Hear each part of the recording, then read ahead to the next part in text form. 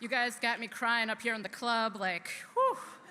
I get choked up during the NFL draft, so this is hard. Okay, first and foremost, class of 2024, you all look great. Those caps and gowns are really working for you. Thank you to Dean Miller, USC Dornsife, and to the entire USC community for giving me, a Michigan Wolverine, such a warm welcome over the last few months. Yeah, that's right, Big Ten. It really does feel like Big Ten country here, except it's warm, there are palm trees, and I'm fairly certain it's not going to snow anytime soon. When I think about my own journey here, I think a lot about my grandmother, Sally Coaston. She wasn't famous, except in the church I grew up in. The church she desegregated single-handedly because her dream, her vision, was to build a far better life for her family than what she experienced in rural segregated Georgia in the 1920s.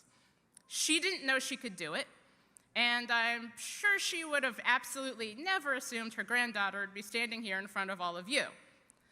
But on the day she walked into St. Anthony's and sat in the front pew, her pew, she was the right person at the right place, and she followed through.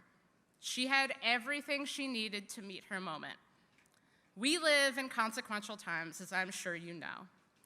But your time at USC will serve you well in how you live through these times, and encouragement, especially of each other, is a renewable resource. At graduation, I graduated from college 15 years ago, which, for the record, was not that long ago. Grey's Anatomy was on then, too. At my graduation, I was sitting in a seat much like yours. And admittedly, I was terrified. It felt like there were a billion paths forward, and 80% of them seemed scary as hell. I remember a few days after my graduation, my aunt asked me, "So, what are you gonna do with the rest of your life?" To which I believe I said, "Oh, so sorry, my phone is dying, okay, bye."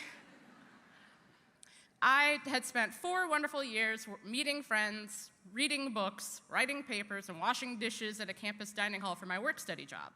And I knew I wanted to be a journalist.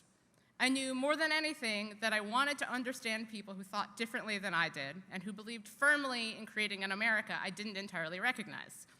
But when I was graduating, unless it had to do with tank warfare on the Eastern Front during the Second World War or getting honey and hot sauce off a dinner plate, I didn't feel entirely prepared to handle it. How on earth was I going to get where I wanted to go?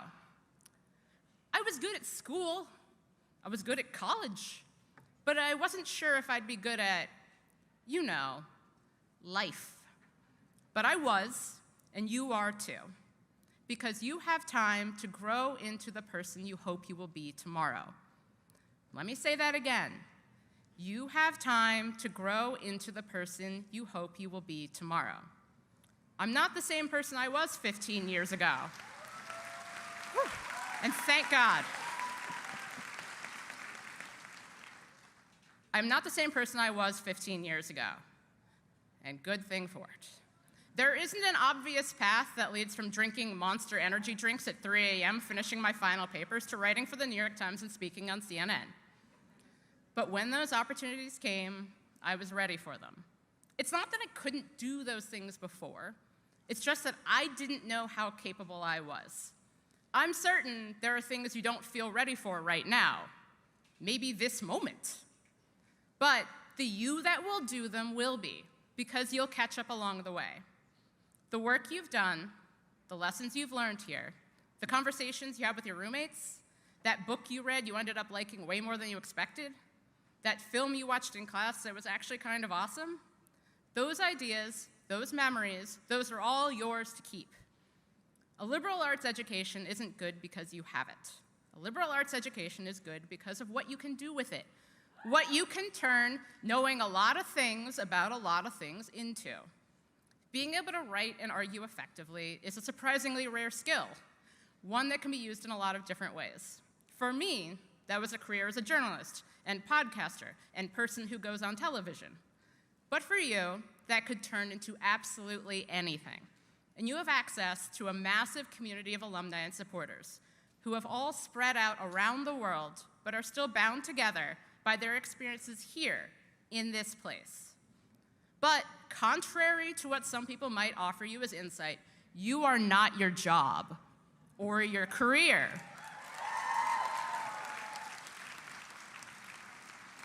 I'm going to say that again because sometimes people don't believe this. You are not your job.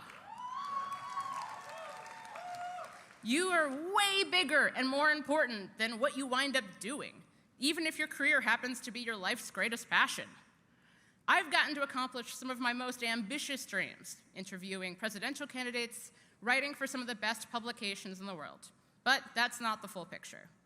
And the most important things that have stayed with me from my time in college, and what I'm guessing will stay with you, were the relationships I formed in college. Relationships that grew and changed and flowered as we all grew up and somehow figured it out. One night in my senior year, I watched as one of my best friends met this girl he thought was pretty cool at a party. 6 years later, I officiated their wedding. And 8 years after that, I very carefully navigated the Chicago subway with their baby in a front pack as we all made our way home from dinner. The most rewarding elements of your college experience reveal themselves over time, in bits and pieces and moments, and in ways that might not be all in view right now, or even 6 months from now. Who you are in this moment is the culmination of years of hard work, dedication, countless sources of support, and the invention of nitro cold brew. Who you are today is a graduate of the University of Southern California.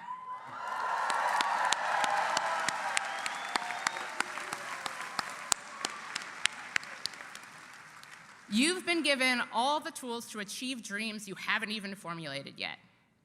Now it's time to try all of the things you came here dreaming about.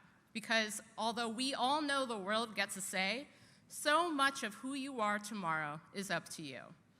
That might sound intimidating, but actually, it's a tremendous gift. Fight on.